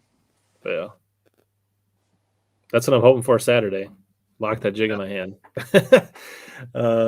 So yeah, in Minnesota, we're still lagging behind. We're closing spring. So like for me, I'm going to the river, and now I'm sneaking over across the border, getting closer to Matt and trying to fish some of that early season stuff. And actually now maybe I may consider even going to South Dakota. So for me, it's, I'll do a little bit of crappie fishing here and there, but for me, like if I got the time or I got a weekend or I got a full day, I'm probably going to make a 2-3 hour drive and go fish the river or go fish across the border. So do you ice fish? No, I don't. Me you? Neither. Yeah. I own two tip ups. I don't know why that got stuck. And they're still in like the original box. That's my ice fishing gear right there. I had most of the stuff when I was in college, and I did do it until about college. And then I don't know, when I moved out of the house or whatever, I lost all my stuff, and I just never it's one of those. If Sobe calls me up and is like, "Hey, the crappies are biting," I'd be up for some ice harvesting, but I have no interest in ice fishing. How's that? That's the thing. Like I enjoy going with a group of guys to hang out and talk, but because I like to fish right till ice up and I chase the ice south, it could be easily into December, and at that point you got the holiday months, and then in January I'm driving south for tournaments already. Sure. So it's just one of those things. I haven't gotten that much into it. Yeah. Is there a time in the fall where you see smallmouth shallow? Yeah, I mean, generally this time, so when you get the water starting to fall, get into that 65, 63 degree range, down up and into the mid 50s. You can catch them deep still, but I like to get shallow with like a jerk bait or a swim bait and fish them, in 4 to 12 foot of water, I'd say. Yeah, for sure. Do you like a ball head or a football better for rocks? In terms of a jig, I'd rather go with a football jig. Yeah, I think so. Let's see. I'll kind of do some rapid fire. All right. Any tips for Vermilion from a Matt to another Matt? He's going up there this weekend, I think. Oh man, this weekend. I've never fished it this time of year, but if you're looking to catch fish, it seems like the docks always have smallmouth on them. And if you're looking for largemouth, I'd go to the west end and find some good weed clumps and put a heavy weight on and go flipping. Yeah, the west end kind of had a largemouth virus. It's not as good as it used to be. Really? Yeah. So I would say if you want largemouth, go to that. What is it? That duck greenhead. Like you go through the shallows, there's a bay on the south. Like it's like the first weedy bay when you start to go through the narrows. It's like narrows. Yeah. Not like the narrows with the buoys, but like the first narrows where you go by where it necks down and on the left. Oh. Greenhead Bay, or I think it's like Greenhead or something. I know you're talking. I don't know the name of it. Or just the Fortune Bay, Fortune Bay or the Danner. Yeah. Yeah, I mean right by the casino, that bay's got largies in it. But I would say try some docks. If they're not on docks, I'd probably cover water with a jerkbait and a DT6 and a crop pattern until you find them. Yeah.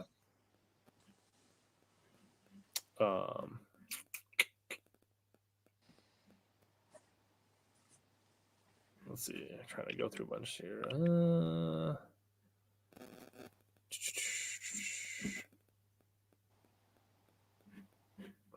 been a record. All right, cool.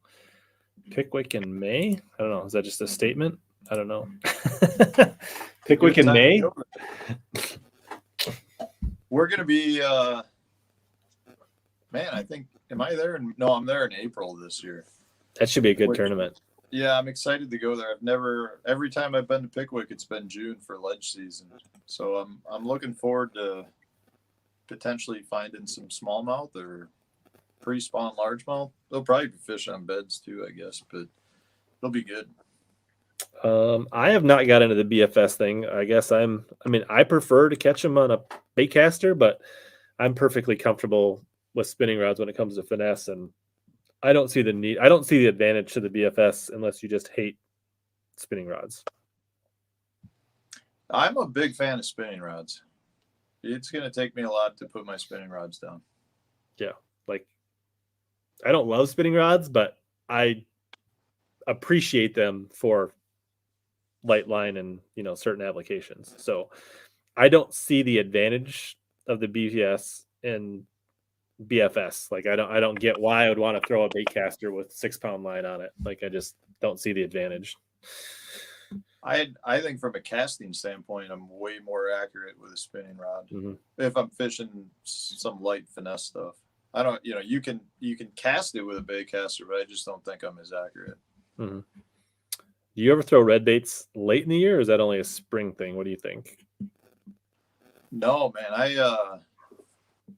It might be tomorrow's YouTube video. Uh-oh. I'm trying to think. I got one loaded up here to come out in the next couple of days that's talking about the color red. And, there was such a big red craze a few years ago with like red hooks and all that. Mm-hmm. And for me, it's never been a huge player, but on a jerkbait, a red jerkbait, it seems like it's a really consistent color and one that the fish don't see. And pre-spawn in late fall, it can be a killer. And when I say red, I'm not talking like fire engine red. It's more like dried blood red, like a maroon color. And some of that has to do with some of the lakes up here, at least in Wisconsin, I assume in Minnesota too. We have like the rosy reds, the little minnow. They're like red colored minnows. I mean, but they're not like the rose. I don't know. I don't know if they're rosy reds. I should say that they're not like the light pink ones you get at the bait shop. They're definitely a darker colored red, and sometimes you'll see big schools of them. So I don't know if that's why it works really well in some lakes. But I've had really good success with it down chasing spotted bass on Lanier, on Smith Lake. It's a good color, but I like it. I do like red in cooler water though. Nice. I don't know that I throw a lot of like not the bright reds that I throw in the spring, but I find myself throwing more of the brownish reds, the more, like there's red in them, but they're more craw. They're less bright. Like, I don't know for sure. Red's a great color on the river too. Yeah.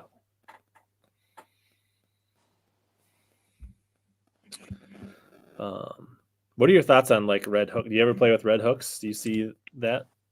I mean, that's kind of what I was getting at before with the red hook craze. Like I've tried it and I don't feel like it helps me. In fact, that I would rather go with just basic nickel hooks. I mean, the red, maybe it's in my head, but I definitely don't feel like it gets me more bites. I like it for top waters. On the if front I hook. Were to do you do all the hooks or just the one front hook? Yeah. If I were to do it, I would do just the front hook. I'm a firm believer that like that front red hook doesn't necessarily get more bites, but it gets them to hit the right section of the bait, I think. Yeah. And sometimes that's a big part of it. It's just a matter of giving them something to key in on to hit it where you want them to hit it. And I mean, I'm not going to sit here and say I've spent, years and years experimenting between red hooks and not red hooks. If I were to do it, I would do one single hook on the front that was red. But generally, I would rather just throw the straight nickel hooks. Yeah.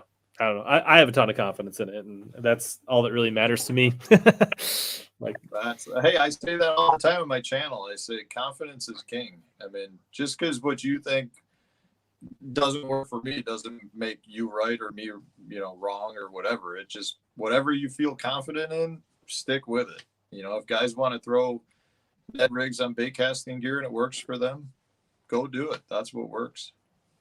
Yeah, absolutely. Like, I mean, if you're more comfortable with a bait caster, then absolutely explore BFS. Like, it could be for you.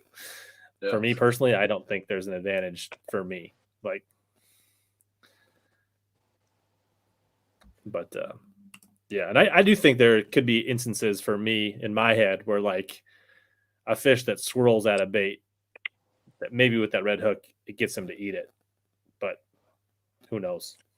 I mean, that's the one thing about our sport that I always have a hard time when somebody's like 100%. This is how you have to do it. You are wrong, or Because, you are right, or it's like unless the fish starts talking and tells you what they're thinking, we won't ever know. Which is why, to me, confidence is such a big thing. What works for you is what works for you, and it could be because it truly is better. It could just be because mentally you're more into it, and therefore you make it work better. I mean, it's the same thing when somebody's like, you go fish over there, you'll catch them. You could fish that spot 100 times, you never catch a fish, but every time they go there, they catch them, and you're like, I don't know how they're doing it, but it works. I mean, so what works, I just can't stress enough for any angler out there. If it works for you, do it.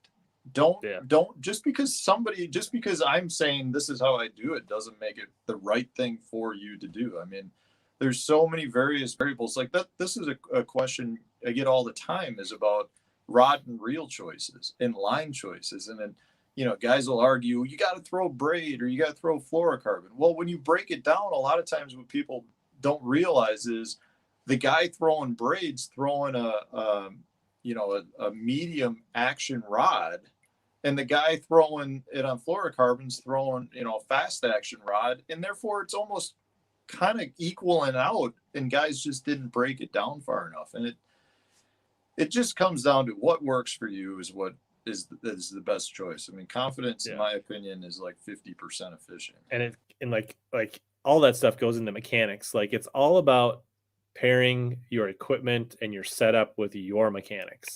Like, I'm a firm believer that for some people's hook sets, a snell knot is the way to go, and for other people's, it's not. Like, and like, there are people, I mean, like, nobody's hook set is the same, right? Like, there are people that are slackliners and hook setters, and people that reel into them, and people that lean on them, and like, you just got to do what works for you, and you got to figure out, like, take that knowledge, try it for you, and if it works, then you're good. But if you're losing fish or you're missing fish, then go out and look at that information. Make an adjustment. Make an adjustment one way. If it gets worse, go back the other way, right? And like, it's so 100% agree with you. That's one of the reasons I don't ever like to see rod companies label a rod as topwater or frog or flipping, because in my experience, a lot of times that rod, I may like the rod, but I don't like it for the way they have it labeled, and it's just because I do it different. Yeah, and the other thing is, like, there is no standard golden rule for what a medium or a fast or a 5 or a 2 pound. Like, it's all arbitrary by the manufacturer, and then it's just like, that's the thing that you struggle with talking to people and be like, well, I got a Falcon medium heavy fast action. How does that compare to your Abu Garcia medium light, extra fat? It's like, I don't know. It's everybody's making it up as they go. You really just got to get into a line of rods that you like, and like, see what works for you. I mean, it's that's why I build my own rods.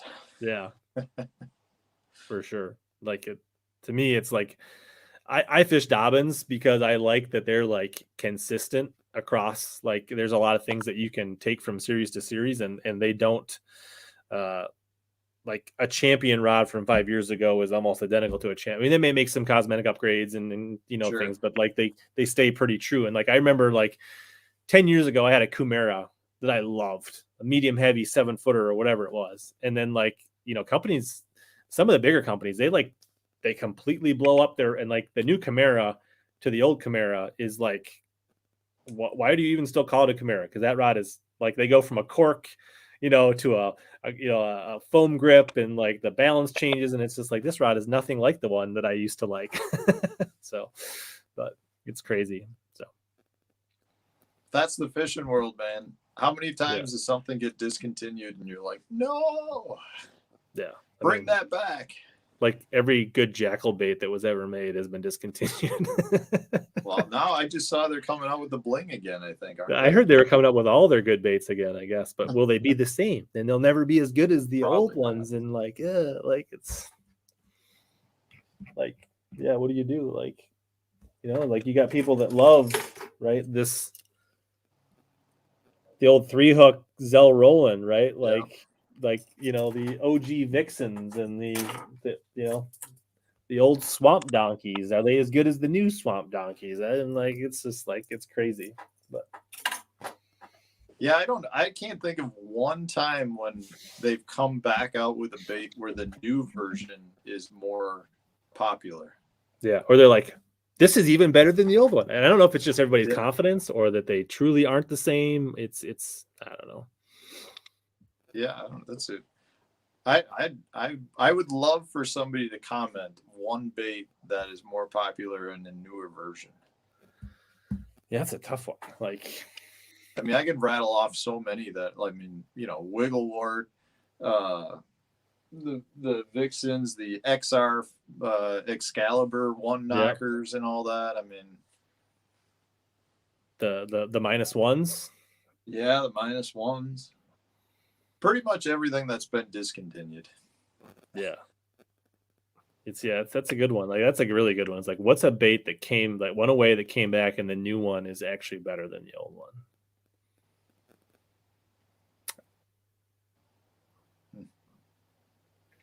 All right, well, there you go. In the comments, if you watch this replay, you can let us know, and then we'll talk about it in the future. I will say, well, here's one. Well, I didn't get. This is a good one right here. Like, so this is not exactly what we said, right? Like, I think we would all agree that the newer chatterbaits are better than the original. I think, but it never went away. It was just an evolution, and right. It's not like that's just making it better. Yeah, that it wasn't like the chatterbait went away for 5 years and came back as the jackhammer. But that like. But it's I appreciate the comment. Like that is that's the right kind of thinking. I mean, that's like right, like the old spooks that had like the solid hook hangers and like right, those weren't the best spooks. Then they eventually got to a place somewhere around this where they were very the first 3-hook Excalibur spooks were very popular, and then these ones disappeared, and these are the ones that people pay $50 for, right? Yeah. But they got rid of these. There's like how many of the Excalibur baits, right? Like all those Excalibur, all these fat-free shads, and like all the ones with Bill Dance's name and Mark Davis's names on them. Those are the ones that everybody wants that they don't make anymore. All the old Storms. I mean, I'm looking at a Chug Bug right now. People like the older Chug Bugs better. Yeah, and like this one, right? This was like the Strike Pro was the Bubba, right? And then Todd Castledine convinced Strike King to come back out, and this is supposedly made by Strike Pro for Strike King. But is this as good as I don't know, right? I've never used that one. I have a couple. I can't say that I've used them a lot.